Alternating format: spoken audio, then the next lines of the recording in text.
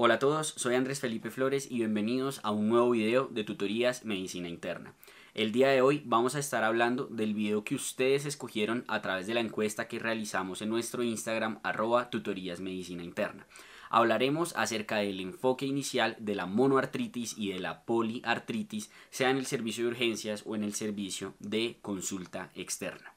Recuerden que si quieren apoyar este tipo de contenido pueden suscribirse, darle a la campanita y dejar un like. Y los invito a seguirme en mi cuenta personal de Instagram @andresfmed, por donde estoy compartiendo con ustedes casos clínicos, artículos de actualización y muchísimas otras cosas. No siendo nada más, comencemos. Vamos a empezar entonces con lo que es esta revisión de enfoque de monoartritis y poliartritis. Vamos a empezar con la monoartritis y posteriormente ahondaremos en lo que sería la poliartritis. En cuanto a la monoartritis, este pues va a ser el contenido para que lo tengan en cuenta que vamos a desarrollar. Entonces empecemos a mencionando cómo sería pues como las causas, por así decirlo, más comunes de la monoartritis para que las tengamos en cuenta a lo largo pues digamos de la charla que vamos a llevar. Dentro de las causas tenemos unas causas comunes, unas causas menos comunes y unas causas ya muy raras. En causas comunes tenemos la necrosis avascular, especialmente relacionada, por ejemplo, con lo que sería el uso de corticoides, las artropatías por cristales, sea gota, sea pseudogota, sea oxalato de calcio, la hemartrosis, muy importante, la hemartrosis en pacientes especialmente relacionados con hemofilia, por ejemplo, o con traumas, y lo que sería la etiología infecciosa, lo que sería la osteoartritis, la osteomielitis, el sobreuso, el trauma y el desuso o el desalineamiento interno.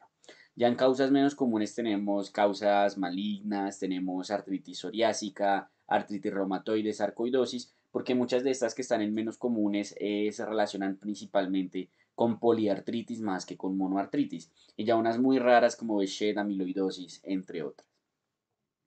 Empecemos entonces con una introducción, ahora sí. Es una consulta bastante común en urgencias y se dice que más o menos el 25 al 30% de las personas consultarán por algún problema musculoesquelético en su vida.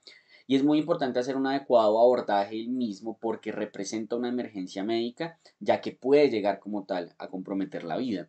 Es importante realizar un diagnóstico precoz, ya que es un manejo, ya, o más bien ya que un manejo temprano vital pues evidentemente va a otorgar un mejor pronóstico cuando es alguna de estas causas que son urgentes y que toca manejarlas de forma rápida, temprana, para poder, digamos, salvar la vida del paciente y la articulación de ese paciente. Entonces, en términos de la valoración inicial, lo que se debe hacer precisamente va a ser eso, descartar que sea una causa que sea potencialmente mortal o que ponga en riesgo la vida del paciente. Y ahí básicamente vamos a hablar de cosas relacionadas con infecciones o cosas ya digamos más severas que se acompañan de digamos, es como un síndrome en el cual está incluido la monoartropatía, por donde por ejemplo podemos tener un síndrome compartimental, neuropatías, mielopatías, pero lo más importante es descartar estos signos infecciosos, estos signos inflamatorios que nos hablan muy probablemente de una etiología infecciosa. Lo mismo falla orgánica. Entonces, en la anamnesis, digamos que es una parte vital y lo que vamos a hacer es un muy buen cuestionamiento para tratar de obtener la máxima información posible, para de esa manera poder llegar a la mejor presunción diagnóstica posible. Nada más los datos personales ya nos pueden brindar una información, la edad, la ocupación. La edad nos puede hablar de pensar, por ejemplo, en ciertas etiologías. Entre más jóvenes, es más probable que sea algo inflamatorio, sea infeccioso o no. Mientras que si es más anciano, es más posible que sea una osteoartritis. La ocupación, hay o no un sobreuso de las articulaciones, el estrato socioeconómico, el motivo de consulta suele ser el dolor articular y es muy importante determinar si realmente es una monoartritis, es decir, si realmente es una única articulación o si son varias las articulaciones que están doliendo o si lo que está doliendo como tal no es la articulación sino un tejido circundante a la misma, todo eso. Y determinar, muy importante, si es la primera vez que ocurre y si hay algún antecedente traumático que nos pueda explicar el porqué de este dolor que está presentando el paciente en este motivo de consulta. El motivo de consulta, como les mencionaba, pues suele ser el dolor articular. Los antecedentes pueden ser de gran importancia, sea trauma o infección previa. Muy importante el uso de corticoides, por lo que les mencionaba del riesgo de necrosis avascular. Si tiene una enfermedades de base, las conductas sexuales o hábitos de riesgo pensando en una posible, por ejemplo, artritis gonocóxica o algo por el estilo. Adicionalmente, debemos determinar la antigüedad. Cuando tenemos un cuadro que es muy agudo, lo primero que tenemos que considerar y pensar son definitivamente causas infecciosas e inflamatorias, sea relacionadas o no con cristales. Mientras que cuando es crónico, si bien puede ser una etiología infecciosa o inflamatoria, debemos ampliar nuestros diferenciales hacia otras causas misceláneas. Determinar el tipo de dolor es vital, ya que hay que definir si el dolor es inflamatorio o es mecánico. Ya vamos a ahondar mucho en esto, porque eso de determinar el dolor es quizá lo más importante junto con descartar una infección a la hora de enfrentarse a un dolor articular, sea una mono o una poliartritis. Valorar síntomas asociados, ver si hay o no un compromiso extraarticular. Entonces aquí tenemos la diferencia entre lo que es el inflamatorio y el no inflamatorio. Muy importante preguntar por rigidez matutina. Es normal que todos los pacientes presenten rigidez matutina, pero si esta es mayor a 30 minutos en la mañana, ese paciente es muy probable que su dolor sea de origen inflamatorio. También muy importante si hay bloqueo completo o inestabilidad. Cuando hay bloqueo completo o inestabilidad es muy sugestivo de una etiología no inflamatoria, un problema como tal mecánico. Por ejemplo, los pacientes que tienen osteoartritis, que caminan, se sientan y cuando van a volver a caminar la rodilla se les traba, tienen un bloqueo articular. Eso es muy sugestivo de una osteoartritis, es una etiología no inflamatoria. Momento de mayor incomodidad a nivel inflamatorio es tras inactividad prolongada, a nivel no inflamatorio es tras uso prolongado. ¿Sí? Por ejemplo, los viejitos que caminan, salen, dan una caminada y cuando vuelven a la casa están que no pueden de los dolores articulares, muy sugestivo de etiología no inflamatoria. Mientras que la inflamatoria es muy importante saber que se presenta en todo momento, se va a presentar en reposo, se va a presentar con actividad, no va a tener una relación clara como tal, pues en cuanto a exacerbaciones o acentuaciones al realizar eh, ejercicios como tal. En cuanto a signos, tumefacción va a ser frecuente en la inflamatoria, no tan frecuente en la no inflamatoria. El dolor a la palpación va a ser difuso sobre todo el espacio articular, mientras que la no inflamatoria va a ser leve sobre la línea interarticular. La inflamación va a ser frecuente en la inflamatoria, evidentemente. La inestabilidad de la articulación va a ser más ocasional o frecuente en la no inflamatoria.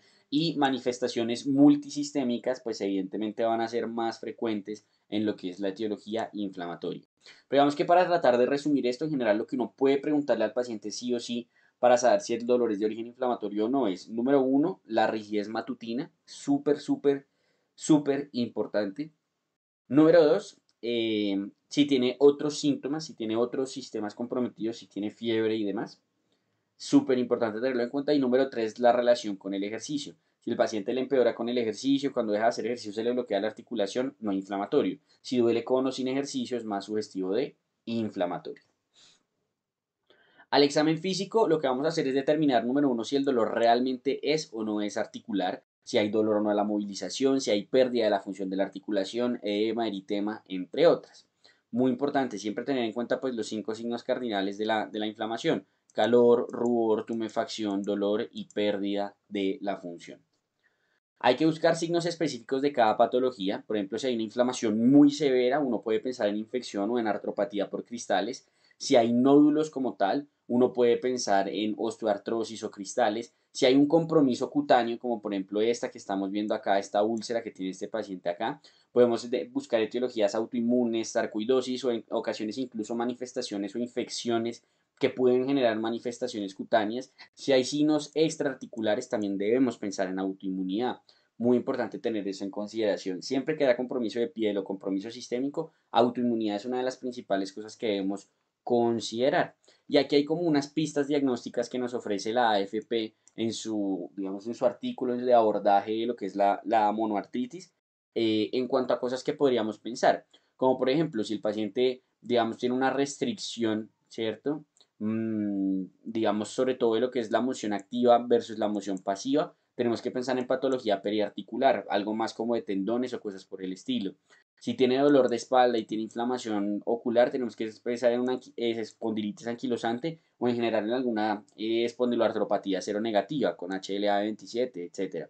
Si tiene coagulopatía o uso de anticoagulantes, hay que pensar en hemartrosis. La hemofilia es muy importante tenerla en cuenta acá.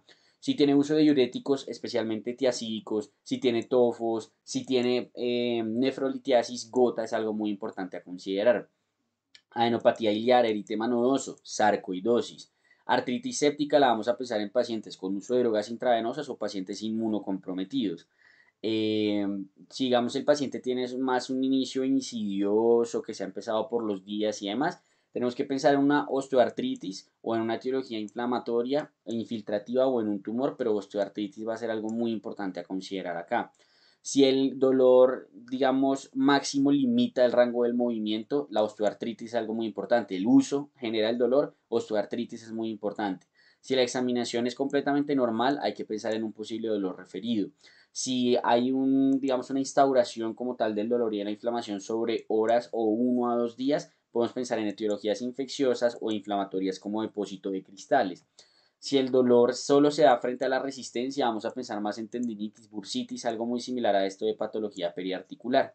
Si ha tenido ataques previos en cualquier otra articulación con resolución espontánea, cristales, gota, muy importante a considerarla. Si tiene un uso prolongado de corticoides, puede ser infeccioso, pero nunca, nunca se olviden de la necrosis avascular con el uso de corticoides. Si tiene placas psoriásicas, si tiene pitting ungueal, dactilitis, pensar pues en una artritis psoriásica. Si tiene, digamos, una restricción tanto activa como pasiva de los rangos de movilidad, hay que pensar en una patología intraarticular. Si tiene un dolor que es de la nada, en segundos o en minutos, debemos pensar principalmente en trauma, en fracturas, en cuerpos extraños. Si tiene otro tipo de manifestaciones tipo uretritis, conjuntivitis, diarrea, rash, sacroileitis, podemos pensar en una artritis reactiva. Recuerden que muchas veces posterior a infecciones virales, los pacientes pueden hacer inflamaciones articulares y es algo importante a tener en cuenta. Y en ocasiones no solo posterior a infecciones virales, sino también a infecciones bacterianas. Y esta es muy importante. Un adulto joven con poliartralgias migratorias y con tendones inflamados, artritis gonocóxica. Siempre que les pongan ese cuadro, un paciente joven que de pronto posterior a un trauma empieza con unas inflamaciones articulares que en ocasiones son migratorias, además tiene lo que es, digamos, tenosinovitis, inflamación también de los tendones, algo muy importante a considerar es la artritis gonocóxica como posible causa de ese paciente. Entonces, una vez uno hace, digamos, como toda su anamnesis y todo su examen físico, uno puede clasificar el cuadro clínico al cual se está enfrentando en alguno de estos 4 grupos. Agudo inflamatorio, en donde vamos a pensar definitivamente en algo séptico, muy importante a descartarlo, o si no en algo inflamatorio no infeccioso, artropatía por cristales, artritis reactiva o un debut de una poliartritis. Hay ocasiones en las cuales, por ejemplo, la artritis reumatoide o lo que serían las espondiloartropatías seronegativas que van a progresar a una poliartritis debutan con una monoartritis. Si es agudo no inflamatorio, vamos a pensar en trauma o en hemartrosis. Si es crónico inflamatorio, vamos a pensar en infecciones de difícil diagnóstico como tuberculosis fúngicas, entre otras, en espondiloartropatías seronegativas. Y si es crónica no inflamatoria, vamos a pensar en osteoartrosis. Vital, vital, vital, siempre tener osteoartrosis, o si no, otras ya más raras, como artropatía neuropática, sinovitis vellonodular pigmentada, otras causas pues ya más atípicas, por así decirlo. En cuanto a los paraclínicos, debe haber una justificación para cualquiera de los paraclínicos que se tomen. ¿Sí? Digamos que de rutina, cuando uno lee, no existe ninguna justificación para solicitar paraclínicos de rutina todos. Voy a pedir autoanticuerpos si estoy sospechando algún inmune. HLA-27 si estoy sospechando una espondiloartropatía. Hemocultivos, pruebas virales, antiestreptolicina. Todo lo voy a pensar y si estoy pensando en una causa infecciosa. Parcial de orina, si por ejemplo estoy pensando en una gota. Hay algunas literaturas que avalan solicitar hemograma y reactantes de fase aguda de rutina, pero digamos que no hay una evidencia como tal clara que lo soporte. Entonces, lo más importante a la hora de una monoartritis es examinar el líquido sinovial. El líquido sinovial es lo que más nos va a ayudar, más allá de la anamnesis y todo lo que hemos hablado hasta ahora, que evidentemente es de vital importancia. El líquido sinovial es vital examinarlo. Y el líquido sinovial, digamos que se divide usualmente en varios tipos. Algunos hablan de 3, otros hablan de 4. Hemorrágico, no inflamatorio, inflamatorio. Y hay algunos que añaden acá el séptico, como por ejemplo Up-to-Date. Básicamente, si encontramos un hemorrágico, lo que tenemos que considerar es trauma, alteraciones estructurales o coagulopatía. Si encontramos un hemorrágico no inflamatorio, vamos a empezar en etiologías no inflamatorias crónicas, osteoartritis, necrosis avascular, lesión meniscal. Si encontramos algo inflamatorio, vamos a pensar en algo infeccioso o en algo no infeccioso, dependiendo de si tenemos o no algo al gramo o algo al cultivo. Entonces, digamos que aquí podemos ver que un líquido sinovial normal tiene un volumen menor a 3.5 mililitros, una claridad transparente, el color es claro, la viscosidad es alta, tiene menos de 200 leucos, menos de 25 polimorfinucleares y el cultivo definitivamente está negativo. Cuando nos enfrentamos a una etiología no inflamatoria pero patológica, va a ser un volumen aumentado, más de 3.5 mililitros, pero va a ser transparente, el color puede variar un poco, la viscosidad va a permanecer alta y las células blancas pueden permanecer hasta 2000, es decir, puede haber algo como un poco inflamatorio, por ejemplo, la osteoartritis, pero no es pues una inflamación propia, clarísima de la articulación. Mientras que cuando nos enfrentamos a una etiología inflamatoria, va a estar aumentada de tamaño y nos va a cambiar la claridad, va a empezar a tener cierto grado de opacidad, cierto turbidez como tal, se nos va a alterar el color, la viscosidad va a ser alta y lo más importante es que ya tenemos más de 2000 leucos con más de 50 polimorfonucleares, cultivo negativo. La séptica va a ser muy similar a la inflamatoria, lo que nos va a variar es que van a ser más de 20.000 leucos, más de 75 polimorfonucleares y el cultivo o el gram van a ser positivos. Y la hemorrágica lo que va a tener es que la claridad pues va a estar sangrante por así decirlo y el color pues evidentemente va a ser rojo. El conteo de leucos va a ser variable, polimorfonucleares va a ser variable, pero como tal yo voy a ver eso lleno de sangre, por así decirlo. Entonces este líquido sinovial, además de todo lo que hemos hablado en la anamnesis, nos permite como confirmar esa sospecha diagnóstica y a partir de ahí orientar lo que sería nuestra búsqueda diagnóstica, que eso digamos ya se sale un poco de esta charla es más como este enfoque y este abordaje inicial. Aquí tenemos otro ejemplo de líquido sinovial ya con patologías específicas, como por ejemplo artritis bacteriana, más de 10.000 leucos, tinción de gran positiva, aspecto turbio y el cultivo va a ser positivo, síntomas sistémicos, artritis gonocóxica, va a ser pacientes que también van a tener tinción de gran positiva, turbio, pus. Es muy importante tener todo eso en cuenta, las manifestaciones sistémicas, poliartritis migratorias. La artritis por cristales, pues va a verse los cristales en ocasiones en el líquido sinovial. Y así sucesivamente podemos hablar de muchas otras etiologías que van a tener, digamos, como sus diversos cambios. Si quieren pueden pausar el video para tomarle el pantallazo o lo que quieran a la imagen, para que la puedan, pues, digamos, analizar con más detenimiento por su cuenta. En cuanto a las imágenes que podemos solicitarles a estos pacientes, se solicitan nuevamente según sospecha. Podemos utilizar radiografía cuando estamos pensando principalmente como artropatías crónicas o trauma. Y ya lo que sería una etiología más inflamatoria, la radiografía no va a ser de mucha utilidad y ahí lo que vamos a utilizar es ecografía y resonancia magnética nuclear. En general, la ecografía es comparable con la resonancia magnética, digamos que no es como las osteomielitis donde definitivamente la resonancia es algo que se debe hacer. En las artropatías usualmente no, con la ecografía puede ser más que suficiente y ahí podemos encontrar pues diversas alteraciones y si tenemos contraindicación para alguna de estas dos o por ejemplo para resonancia hay que hacer una imagen más avanzada, podemos utilizar el TAC. La gammagrafía es muy importante que ustedes sepan que no sirve de mucho, ¿sí? Es un examen que creería yo del cual se abusa en la patología articular, especialmente en la patología poliarticular, porque la gammagrafía no les dice nada, ¿sí? Digamos que la gammagrafía les va a salir un punto de hipercaptación en la articulación que ustedes ya sabían que estaba inflamada. No sirve de mucho, no sirve de mucho, va a ser muy inespecífica. Entonces uno ve que muchas veces cuando llegan aquí con poliartropatía o con monoartropatía, gammagrafía.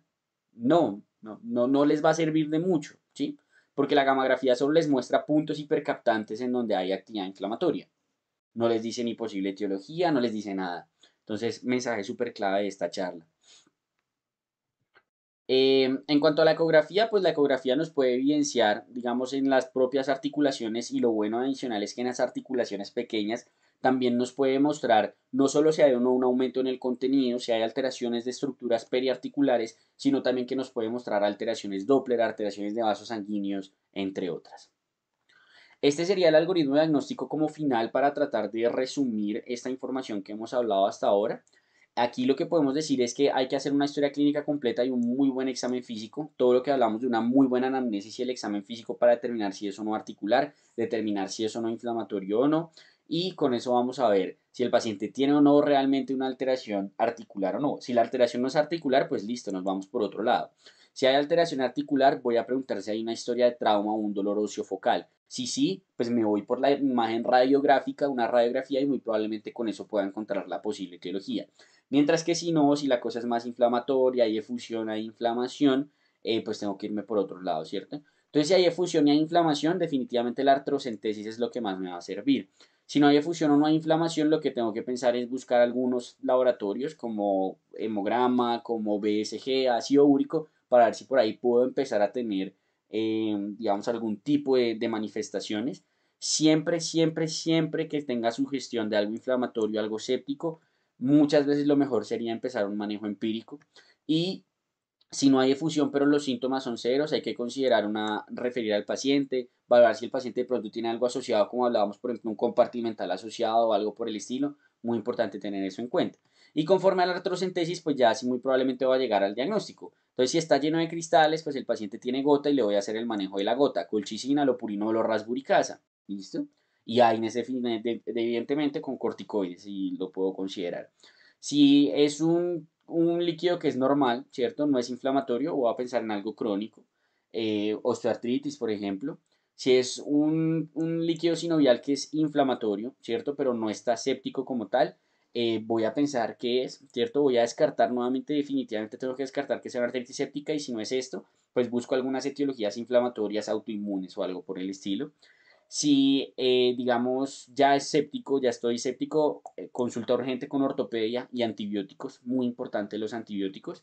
Si está hemorrágico, tengo que pensar en una fractura oculta o en un tumor, o de pronto si el paciente tiene alguna etiología que me la explique como una hemofilia, demás.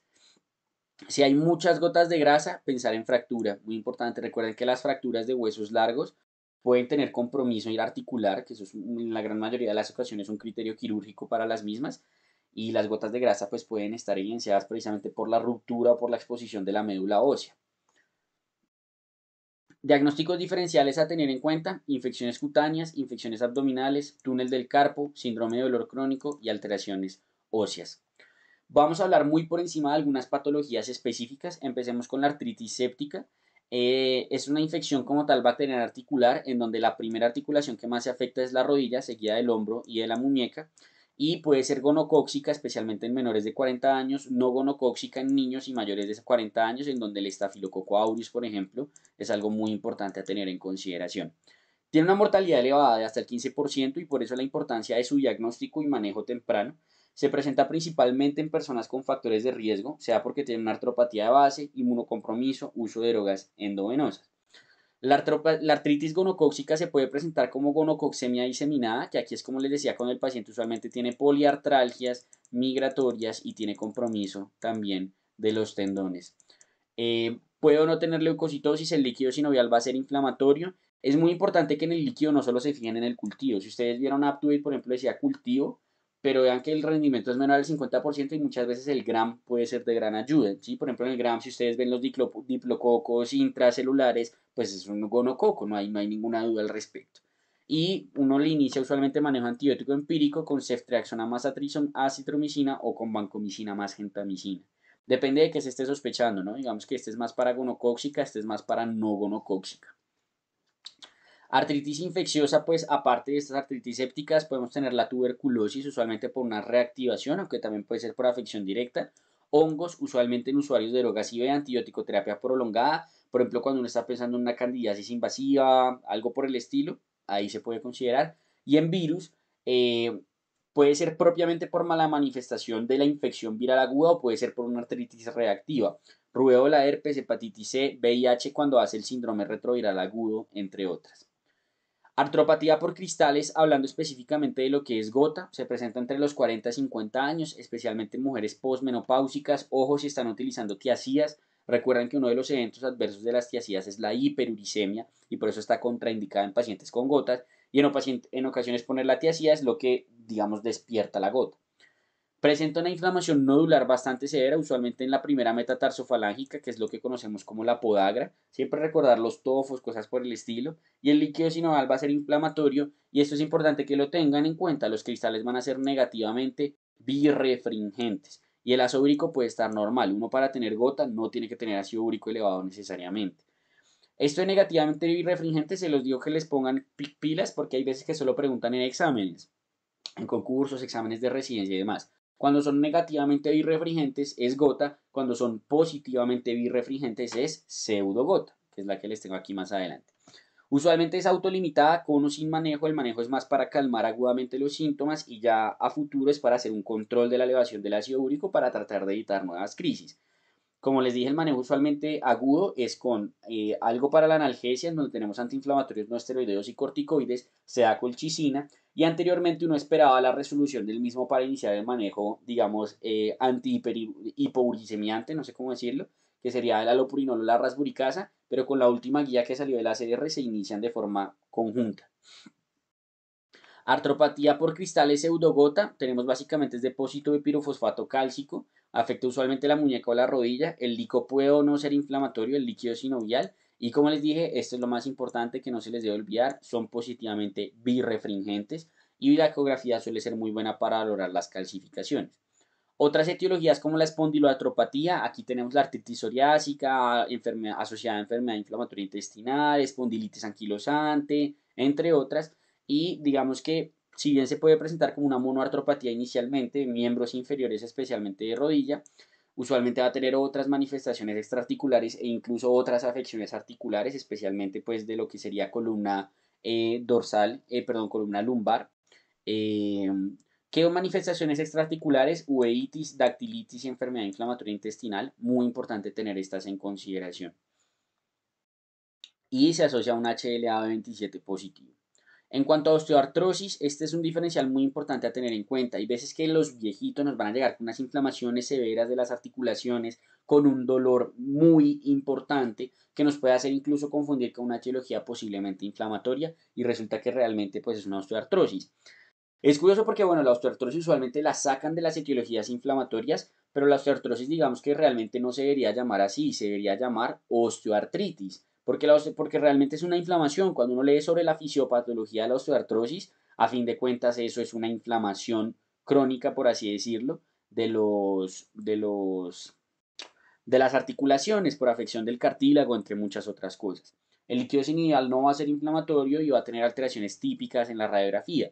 ¿Qué alteraciones típicas? Osteopenia, disminución de los espacios interarticulares, el signo de la gaviota, cosas por el estilo.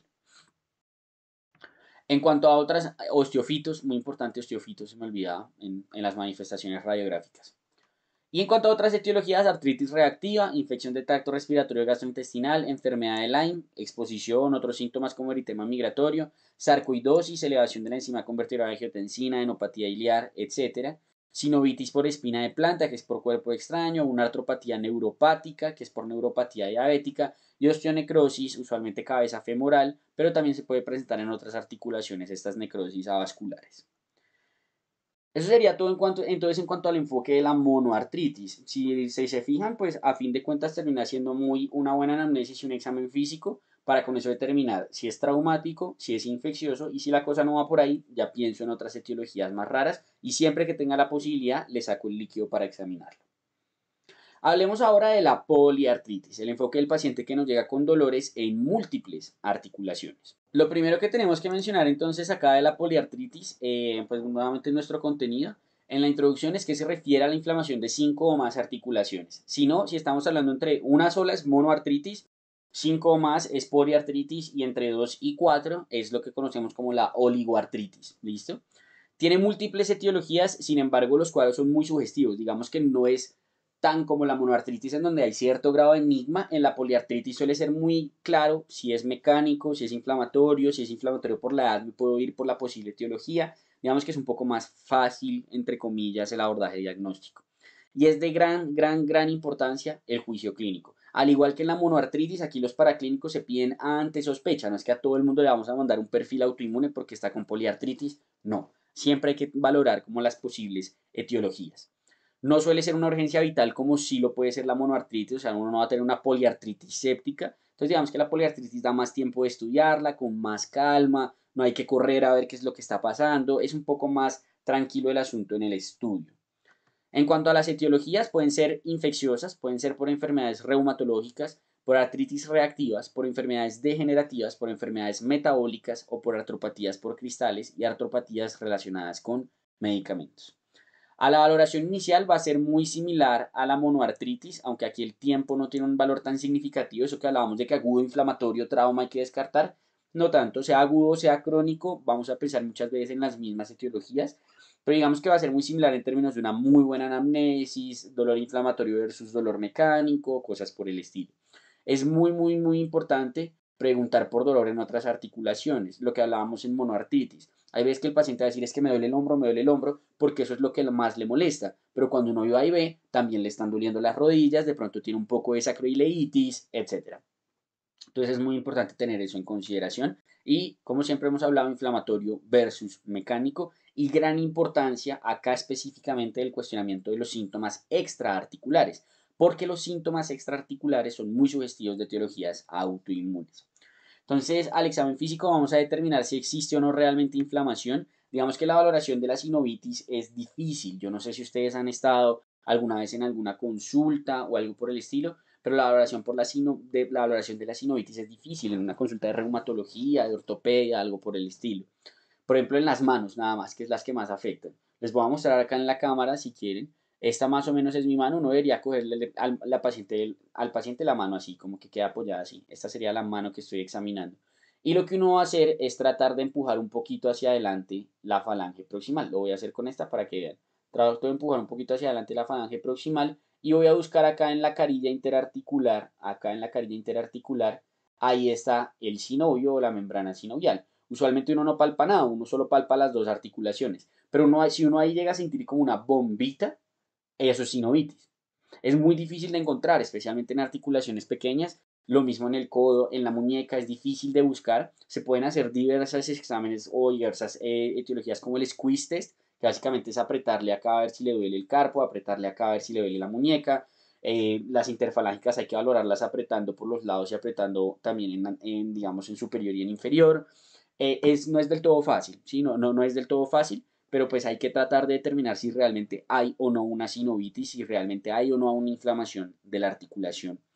Eh, Se valoran como mínimo las 28 articulaciones que están incluidas en el DAS 28. Si no saben cuáles son, pues los invito a que la vean nosotros tenemos el video de artritis reumatoide, en la aplicación de Reumap o en muchos sitios la pueden encontrar. Básicamente son miembros superiores, rodillas, hombros, miembros inferiores y codos, ¿cierto? Entonces aquí tenemos metacarpofalángicas, interfalángica proximal, etc. Se debe valorar el dolor a la palpación, muy importante, pensando en una posible fibromialgia. Recuerden que la fibromialgia ya pues es un síndrome de sensibilización central como tal, en donde el cerebro básicamente se programa para sentir dolor. Esto es muy importante tenerlo en cuenta. Los pacientes con fibromialgia son pacientes difíciles, pero pues digamos que es entendible que sean pacientes difíciles porque son pacientes que sin explicación les duele todo el cuerpo y es muy difícil tratarlos porque conseguir un adecuado esquema terapéutico que le resuelva el dolor a un paciente fibromiálgico es difícil, es complicado. Entonces, siempre hay que valorar, siempre si ustedes no saben, busquen en Google en lo que sea puntos gatillo, los trigger points, y en los puntos gatillo, si ustedes los aprietan, hay unos criterios diagnósticos establecidos para el diagnóstico de la fibromialgia.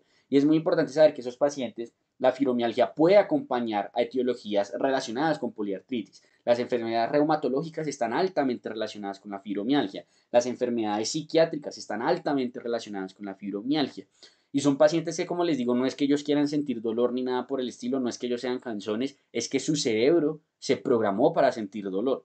La fisiopatología de eso es súper compleja y por eso su manejo también lo es. Entonces hay que tener eso siempre en consideración. Buscar signos extraarticulares de forma activa.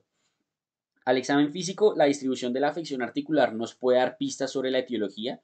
Por ejemplo, la artritis reumatoide va a ser una afección simétrica, poliarticular evidentemente, y la afección va a ser principalmente en el pie, en las metacarpofalángicas y en las interfalángicas, pero proximales, o sea, en esta, ¿cierto? La interfalángica distal, cuando está alterada, eso casi que me descarta la artritis reumatoide. No es común que la artritis reumatoide afecte la interfalángica distal, cosa que es muy común en la artrosis. Y especialmente cuando esa artrosis se acompaña de nódulos de Bouchard, de nódulos de Heberden, pues con mayor razón me voy a ir por esa posible etiología diagnóstica. Acá hay afección de interfalángicas distales, proximales, metacarpofalángicas y solo la primera metatarsofalángica. En las espondiloartropatías la afección va a ser asimétrica, en ocasiones incluso va a ser migratoria, van a ser grandes articulaciones, mientras que la artritis reumatoide y la artrosis es más de articulaciones pequeñas, las espondiloartropatías seronegativas afectan un codo o una rodilla, cosas por el estilo, y muy importante, siempre afectan la columna con la sacroileitis. En la gota puedo encontrar nódulos inflamatorios y así sucesivamente. Entonces aquí podemos hablar de varias distribuciones según etiologías, como habíamos hablado. Entonces la artritis psoriásica, que es una forma de espondiloartropatía seronegativa, como les dije, rodillas, tobillos, generalmente asimétrica, las articulaciones pequeñas, digamos que no es del todo, no están del todo afectadas, y en la columna vertebral una afección principalmente de columna lumbar y sacra, lumbosacra, con lo que sería la sacroileitis. La gota y la pseudogota, si bien afecta rodillas, tobillos y muñecas, eh, las articulaciones pequeñas se pueden ver afectadas en los pies, no va a haber afección de columna. En la artrosis lo que más se afecta son caderas, rodillas y tobillos, pero la artrosis también genera artrosis de las pequeñas manos, afección de interfalángica distal, primera metatarsofalangica del pie, y la columna suele ser más de cervical y columna lumbosacra. Y en artritis reumatoide lo más importante va a ser el compromiso de articulaciones pequeñas, si bien también puede haber compromiso de articulaciones grandes, es raro, es muy raro. Y la columna vertebral cuando se afecta da afección de columna cervical. Esto es súper importante en la gente con artritis reumatoide porque la columna cervical ellos tienen como una pseudoluxación, por así decirlo, y un trauma cervical de ellos hay que tener muchísimo cuidado porque en cualquier momento nos hacen una luxación atlantoaxoidea. Entonces hay que tener mucho cuidado con ellos. Entonces aquí tenemos como algunas, estas imágenes son buenísimas de esta parte de la artritis reumatoide.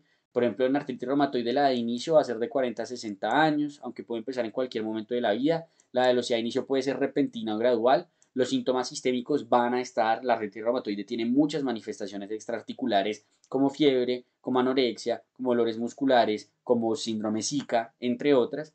Los síntomas articulares van a ser principalmente articulaciones pequeñas simétricas distales con respeto a la interfalángica distal.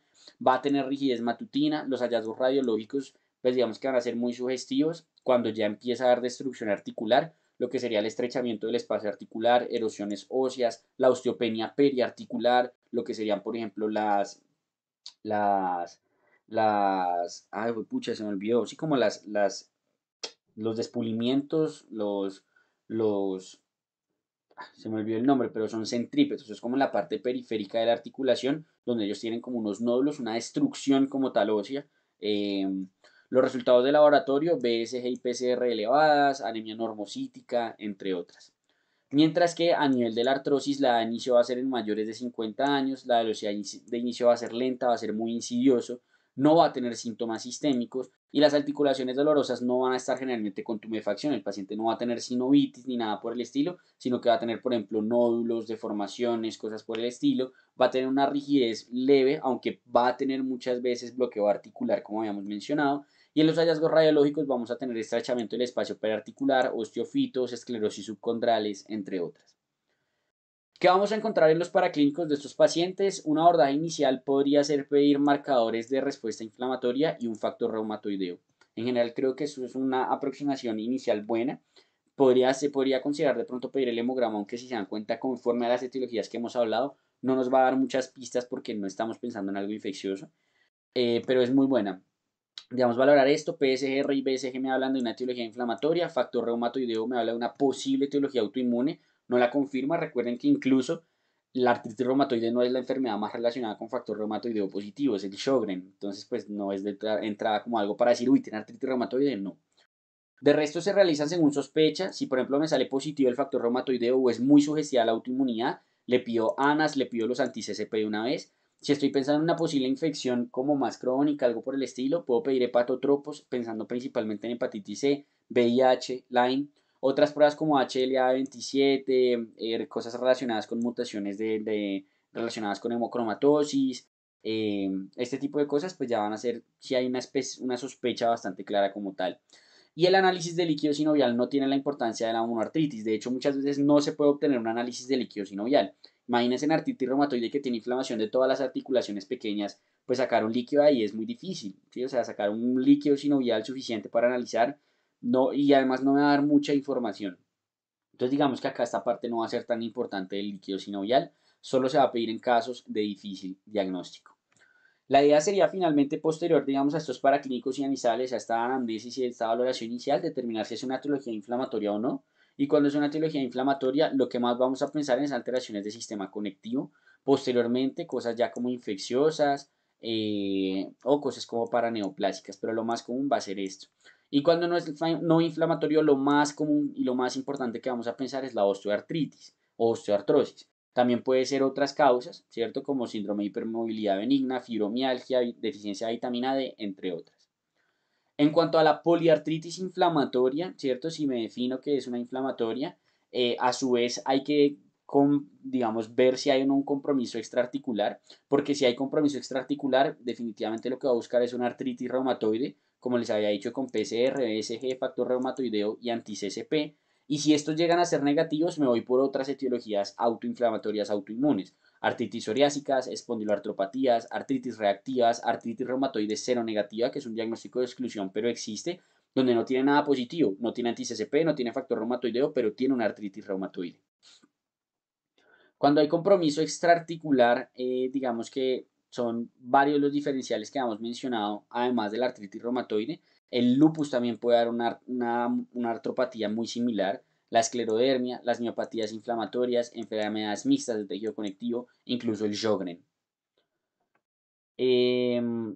Adicionalmente, podemos tener como otros diferenciales las vasculitis, Henoch-Schönlein siendo la más relacionada, pero en general muchas de las de pequeño vaso, poliangitis microscópica, las relacionadas con ANCAS, Wegener, entre otras, se van a relacionar. También podemos tener el Behçet, que es una de vaso variable, y el Takayasu en ocasiones, aunque no es muy común. En infecciones virales, siempre todos los virus los más relacionados con autoinmunidad, como siempre, parvovirus B19 y virus del Epstein-Barr, y en general todo lo que serían los herpes virus, y muy importante los arbovirus y los alfavirus, ¿cierto? Lo que es el dengue, cosas por el estilo, el chikungunya, no, pues sobre todo cuando es un paciente que tiene el nexo epidemiológico, un viaje reciente, vida a menos de 2.200 metros sobre el nivel del mar, pues algo importante a considerarlo. Bacterianas, gonocóxica y no gonocóxica no es muy común, pero pues se pueden llegar a sospechar.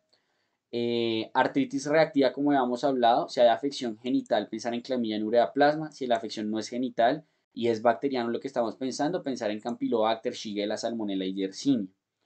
También podemos tener otras etiologías misceláneas como sarcoidosis, inducidas por medicamentos, en donde está isoniazida, hidralazina, fenitoína, y puede ser puramente por artritis o por les medicamentoso, especialmente por ejemplo lo que es la hidralazina, la procainamida, todos esos se relacionan con lupus medicamentoso, que recuerden que esto se relaciona con los anticuerpos antihistonas, si en algún momento se los llegan a preguntar. Enfermedad del suero por hipersensibilidad tipo 3, artropatía por cristales, entre otras. Ahora, si la poliartritis es no inflamatoria, como habíamos mencionado, lo principal a considerar es la osteoartrosis, donde va a tener usualmente su distribución clásica, principalmente lo que es rodillas, caderas, hombros y afección de pequeñas manos. Puede ser un síndrome de hipermovilidad benigno, donde tenemos unos criterios de Brighton, pero esto es importante tenerlo en cuenta, ocurre más de lo que uno pensaría. Me acuerdo cuando estuve rotando en reumatología, eh, nos llegaron varios pacientes así, múltiples dolores articulares, y cuando íbamos a ver tenían una hiperlaxitud ligamentaria, o sea, no veía ahí esos pies se le movían un montón, los dedos cuando no les hacía esta prueba la que le hacen a los de les danlos, también se tocaban acá, y resulta que cuando hay esta hipermovilidad ellos tienen cierto grado de inestabilidad, entonces claro, cuando caminan mucho, cuando usan muchas articulaciones, especialmente con peso, como tienen tanta laxitud ligamentaria, como que las articulaciones se van chocando entre ellas, y eso lleva en muchas ocasiones a dolor de las mismas. Fibromialgia, donde hay que excluir la patología reumatoidea en primer lugar. Deficiencia de vitamina D, también es muy importante tenerlo en cuenta. Otras alteraciones, otras posibles etiologías, alteraciones tiroideas o cronosis, donde hay una alteración en el metabolismo del triptófano, fluorosis, amiloidosis, hemocromatosis, unas etiologías ya más como infiltrativas que no son inflamatorias per se. Si llego a solicitar imágenes diagnósticas en estos pacientes, digamos que la mayor utilidad va a ser de la radiografía, a diferencia de la anterior donde tomábamos ecografía y demás. La radiografía suele ser muy buena para valorar, pues, digamos, las posibles etiologías, especialmente pensando en los diferenciales de artritis reumatoide y osteoartritis, que son las dos principales sospechas diagnósticas. La resonancia y la ecografía se realizan si uno quiere valorar el resto de los tejidos blandos, si es una etiología que no está muy clara o cosas por el estilo. Y en la resonancia uno podría encontrar signos inflamatorios y alteraciones como tal periarticulares. Eso sería entonces pues todo lo que tenía para comentarles. Espero que les haya gustado el video. No olviden que si quieren apoyarnos nos pueden seguir, dejar un like. Recuerden que cualquier duda que tengan la pueden dejar en los comentarios y con todo gusto la resolveremos. Y nada, nos vemos en un próximo video.